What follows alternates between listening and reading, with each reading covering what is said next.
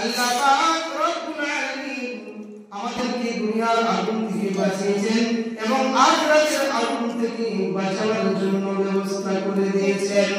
এই কোরআনের উপর যদি আমরা আমল করি, এই কোরআনের উপর যদি আমরা আলোচনা করি, এই কোরআনের উপর যদি আমরা স্মরণ করে দিয়ে জীবন যাপন করি, খোদার কসম করে বলছি আমার দুনিয়ার বুকে আল্লাহ রব্বুল আলামিন আমাকে কামিয়াব করবেন এবং আখিরাতেও আমাকে কামিয়াব করে দিবেন।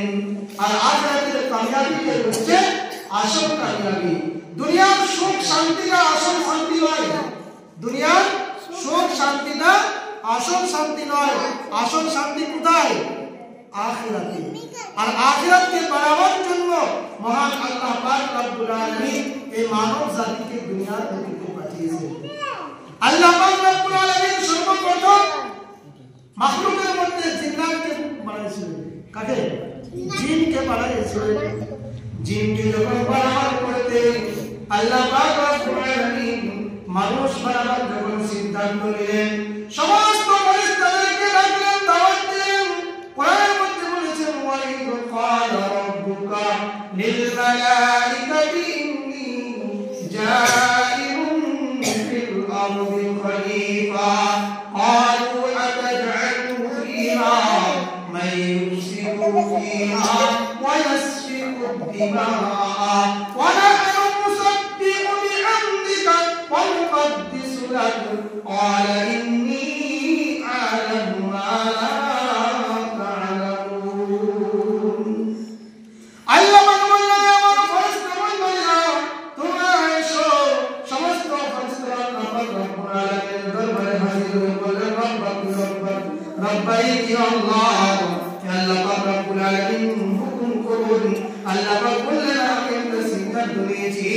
আমি আরেকটা জাতকে আমি তৈরি করতে যাচ্ছি, আরেকটা আমি মানুষ তৈরি করতে যাচ্ছি, আরেকটা দুনিয়ার মধ্যে আমি প্রতিনিধি বানানোর জন্য ভাবছি। আল্লাহ পাক রব্বুল আলামিনের কথা শুনে ফেরেশতারা বলেছিলেন, মুখালিফ করেছিলেন, বিরোধিতা করেছিলেন,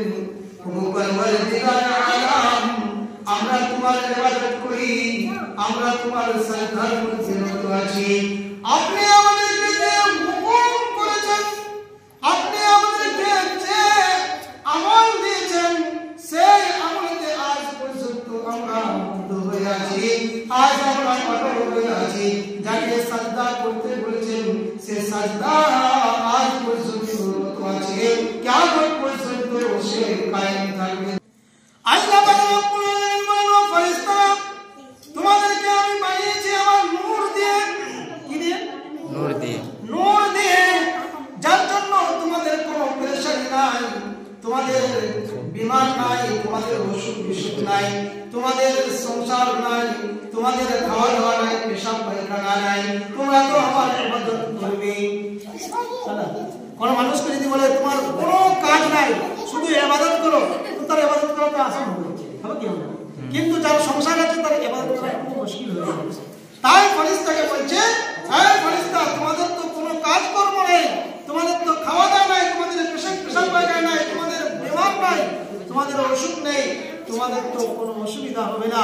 কিন্তু আমি একটা এমন প্রতিনিধি বানাতে যাচ্ছি, এমন একটা জাতকে বানাতে যাচ্ছি যে জাতের মধ্যে বিভিন্ন রকমের পেরেশানি থাকবে, বিভিন্ন রকমের খাওয়া দাওয়া থাকবে, আশা আবশ্যা থাকবে, আলোচনা থাকবে।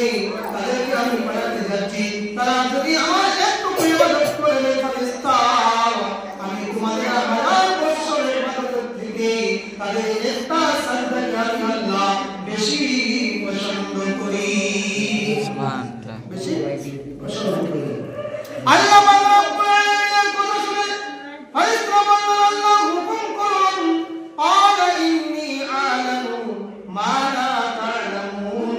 আল্লাহ বলেন, ফেরেশতারা আমি যেটা জানি তোমরা সেটা জানো না, আমি যেটা জানি তোমরা জানো না। আল্লাহ তাআলা ফেরেশতার মাধ্যমে হযরত আদম আলাইহিস সালাতু ওয়াস সালামকে বানিয়ে দিলেন। তার মূর্তিকে বানানো হলো। মূর্তিকে বানানোর পর যখন তার দেহের মধ্যে জান দেয়া ছিল না, তখন সে মূর্তি ছিল। প্রথম কথা বলতে পারতো না, চোখে দেখতে পারতো না, কানে শুনতে পারতো না, কিচ্ছু বলতে পারতো না।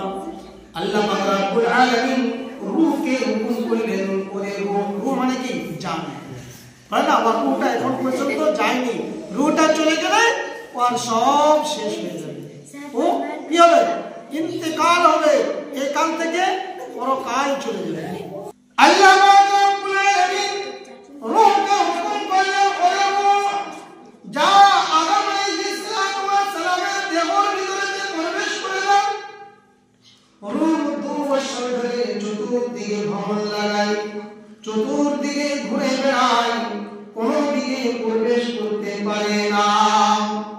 প্রথম যখন নাকের দিকে প্রবেশ করে সঙ্গে সঙ্গে অচল আদম সচল হয়ে যায়। সুবহানাল্লাহ। যে আদম লড়তে পারতো না, সে আদম সঙ্গে সঙ্গে রূহটা নাকের দিকে ঢোকার জন্য আল্লাহর প্রশংসা করে বলে আলহামদুলিল্লাহ, আর ছিকে দেয়, যার জন্য কি বলে আলহামদুলিল্লাহ। আলহামদুলিল্লাহ বলার পরে সঙ্গে সঙ্গে মহান আল্লাহ পাক রব্বুল আলামিন আদম আলাইহিস সালাতু ওয়াস সালাম আল্লাহর প্রশংসা করেছেন, যার জন্য আল্লাহ তাআলা তিনার কোথায় সালাম দিয়েছেন। সুবহানাল্লাহ। কি বলেছেন?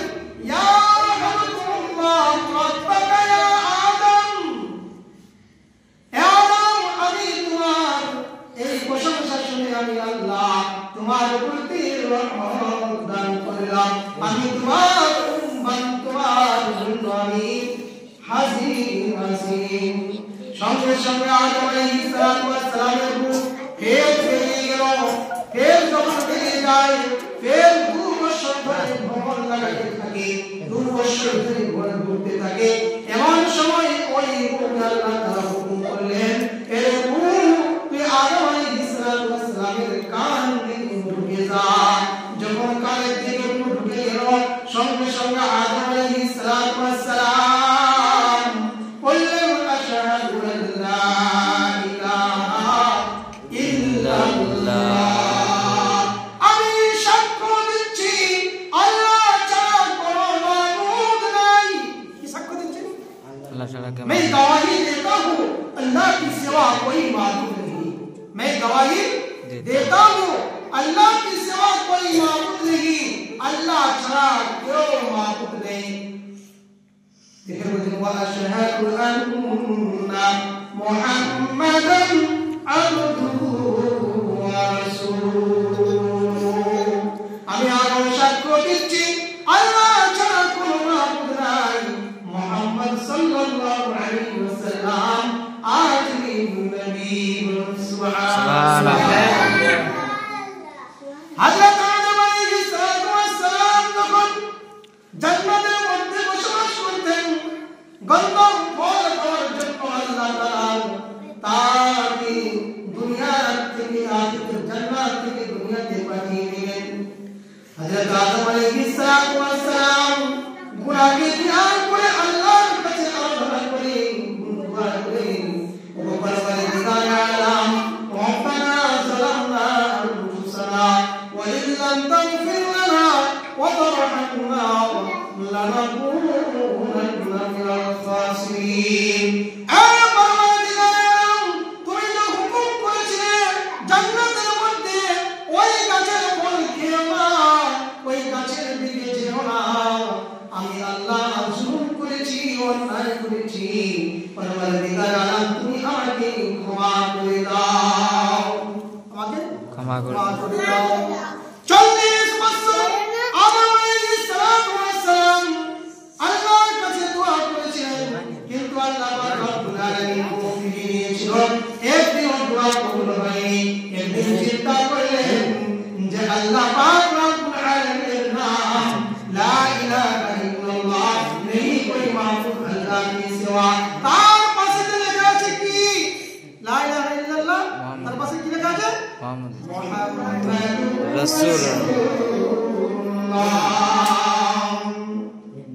উনার ওসিলাতে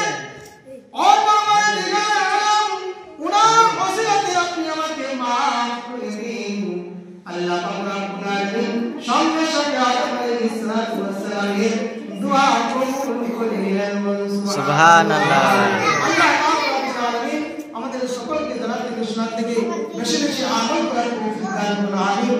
ওয়া আখিরু দাওয়ানা আলহামদুলিল্লাহি রাব্বিল আলামিন।